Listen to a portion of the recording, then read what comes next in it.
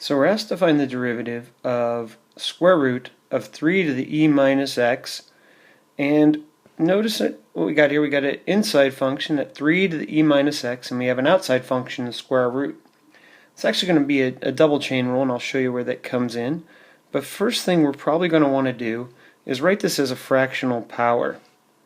So 3 to the e minus x to the 1/2. Now, one thing you can do here, if you like, you could apply properties of exponents and multiply e to the negative x by 1/2 and rewrite this as 3 to the e over 2 minus x over 2. We're going to get the same answer either way, but I'm going to do it from this version here because that's the one I want to show the chain rule in. So when I go to find f prime of x, first thing I do, I kind of separate my inside and my outside. So in these parentheses, I have my inside function. So my outside function is a power function. So the first thing I'm going to do is I'm going to pull that power out front. So I have 1/2, leave the inside alone, 3 to the e minus x, decrease the power by 1, so negative 1/2, times the derivative of 3 to the e minus x. Now we'll do that in the next step. This part is pretty much done. Again, if you want to multiply the negative 1/2 through the exponent, you can.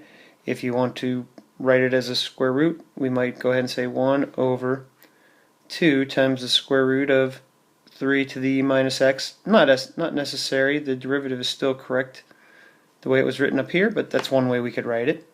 But now we need to focus on this derivative. So we're doing the derivative of an exponential. Exponentials always have themselves in the derivative.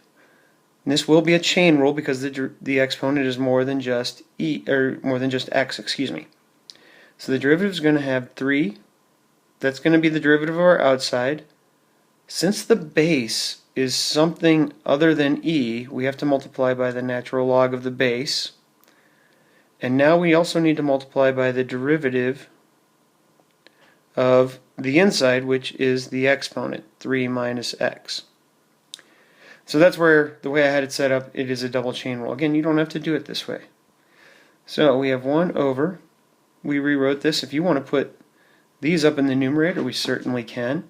So let's go ahead and do that just to make it look a little bit cleaner. It's not going to look very pretty no matter what we do. So maybe we write it as ln of 3 times 3 to the e minus x all over 2 times square root of 3 to the e minus x. And finally, the derivative here, well, the derivative of 3 we know is 0.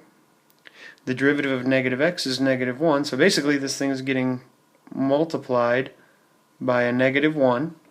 And so if I want to make things cleaner, I could just put my negative right there. It's negative out in front of the ln, and then we'll just erase that part right there. And there is our derivative. Again, you didn't need to do that simplification. You could have written the beginning part exactly the way we had it before, and then times this part, and then times a negative 1, or putting a negative out front. That would have been fine.